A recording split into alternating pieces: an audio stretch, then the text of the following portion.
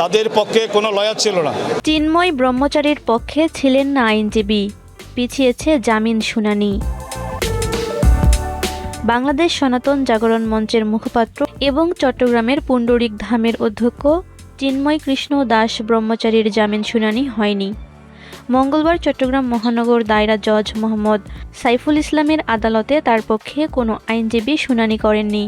পাশাপাশি রাষ্ট্রপক্ষ মামলাটি শুনানি না করে সময়ের আবেদন করেন। সব মিলিয়ে আদালত পরবর্তী জামিন শুনানি 2 জানুয়ারির দিন ঠিক করেন। চট্টগ্রাম আদালতের সহকারী public prosecutor advocate Enamul Haque সাংবাদিকদের বলেছেন, এদিন চিন্ময় দাসের পক্ষে কোনো আইনজীবী ছিলেন না। পাশাপাশি রাষ্ট্রপক্ষ শুনানোর জন্য সময় আবেদন করেন। যেহেতু শুনানি হয়নি, এ কারণে আসামিপক্ষের উচ্চ আদালতে যাওয়ার সুযোগ নেই। আবার দায়রা জজ আদালতে আক্ষেপমান থাকার কারণে ম্যাজিস্ট্রেট আদালতেও জামিন শুনানি করার সুযোগ নেই। 2 জানুয়ারি পর্যন্ত অবশ্যই অপেক্ষা করতে হবে।